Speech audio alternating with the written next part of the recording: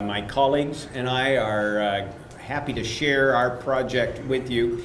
Our class has approached this whole project a little bit differently than some of the others. The focus of the Landscape Architecture Design Studio is on the issues of the character of the land, the natural resources, land uses that people put onto that land, and the overall character of the community that results through this process of planning and design. We took this on as a challenge to say, how can we envision the future of Apache Junction in ways that help alleviate problems and create opportunities to address the specific issues that are listed as part of this. And so we use that lens of land use to address all of these projects. The Project City staff had decided, rather than try to break this presentation into 4 little parts under each of those projects, we would summarize them all under this section on the positive image of Apache Junction. So that's what we're going to share with you this afternoon. We're going to talk about the way we broke ourselves into teams to begin that work. We did an examination of the context character of the site. We did a lot of research into the natural and human factors of the area and the community, and then we created a series of potential design themes, community planning themes around for the future development. And then we looked at how those themes might help us resolve these 4 different issues. The students will be presenting that work next Tuesday in the Design South building. It'll take us all day to get through everybody's project. Anybody who's here is welcome to join us and sit in for any or all of that. Certainly all of that work will be summarized into significant reports that will be made available to everybody. So our class was divided up into 5 teams of students, and they explored the context of the community, where it sits and how it's situated with other communities and in the natural character of the valley. The teams took on a detailed examination of sectors of the community. It doesn't mean that we plan for only one section of the community to be developed. It means that as the students looked at their work, it is a prototype and a model for public discussion in the community for future decision making, especially in the typical community process of regularly, cyclically updating the community general plan and considering for future amendments or the evolution of planning and zoning documents that guide the vision for the future of the community. As part of that research, the students spent several weeks doing extensive data gathering on a variety of physical features, the natural character of the community, the biological features, and the cultural features. Okay? We did not go out and gather original data with this. We used the available data that is essentially collected by agencies and communities and published for use by citizens, by communities, and so forth.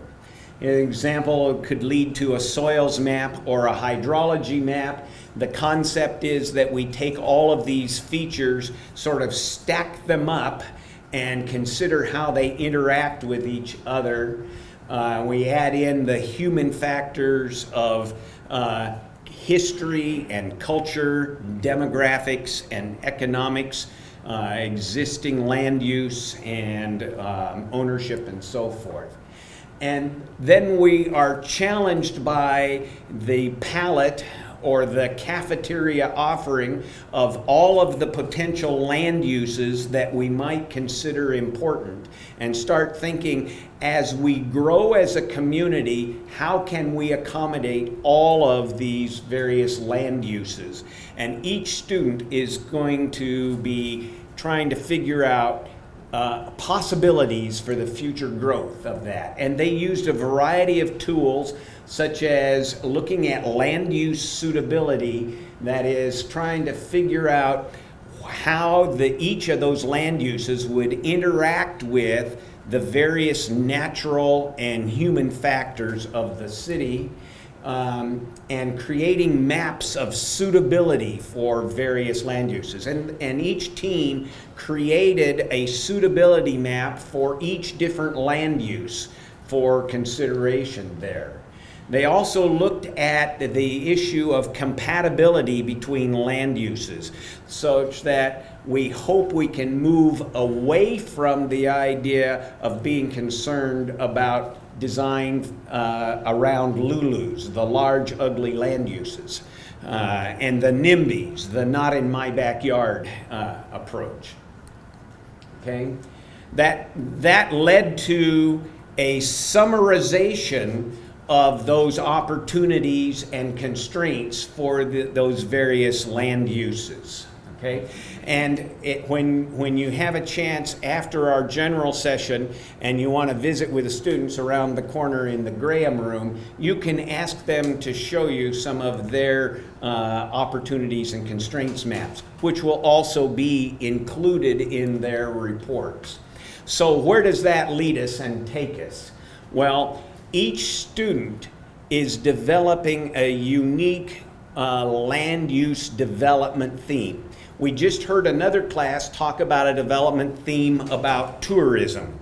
Well, our class considered, some of our students considered tourism, but I will show you a whole range of these themes as we get into them. But I want to begin to talk about how we apply the lens of land use to these various issues. So what is the current condition in the image of Apache Junction? Well, we've already talked about it a little bit, but how will this class recommend things? We will look at the thematic development proposals, tourism or healthy communities or walkability or arts and culture. All of these themes can contribute to enhance the image, enhance the economic opportunity, and help provide a sense of unity to the community character and the development. Now, we're not going to ask you to vote on all of these. These are laid out there so that community decision makers, including appointed and elected officials as well as community groups, can see the range of possibilities and then begin to discuss these. And they're offered as the next milestone in the process of community engagement in there. And so here are the clusters of themes. And underneath those various themes, there were even more details. So each student has a theme. So in that general cluster of tourism and recreation, here are several different ways that students thought we could think about the character, the image, the theme, new business opportunities, and new character or personality for the community under that theme. Similarly, culture and history is one of those themes, and there are several different ways that we could think about creating a cultural center as the primary image of the community. Housing was an area of concern for some, and these can include such issues as tiny house development, transitional housing, affordable housing. Healthy communities was another topic. Topics like aging in place or healthy and safe communities. Urban forestry and agriculture was an interesting topic, and we have a couple of students looking at urban agriculture and urban forestry in there. Resource conservation is a popular concern, and that we can look at things like the way in which we use our native communities, the possibility of energy conservation through solar power generation or water conservation. And we also looked at circulation.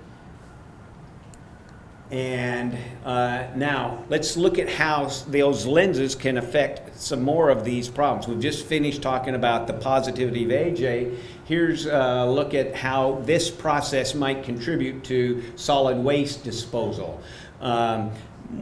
Most of the students in our class considered the solid waste challenges to be more of a policy-based issue than a physical land use issue. On the other hand, if we have the implementation of a policy to pick up trash, we know that there's a potential for a future closure of that land use, and so we can consider how that site could be repurposed as part of open space or as part of some other potential land use. And we also know that there is a land use question about future land use, but most of that resides outside of the development envelope for the community. We also considered homelessness to be an issue related to more to policy than to physical land use. But there are some physical land use aspects of homes, including the way in which all persons can be accommodated in the pedestrian environment of the downtown. And so there could be some proposals for enhancing the quality of the pedestrian environment, of walkability, and of community service centers in that downtown corridor.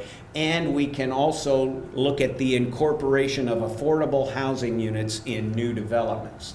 And finally, the last project was the off-leash dog park, and we acknowledge that the community has considered a couple of potential sites for the dog parks, and they have considered development plans for those.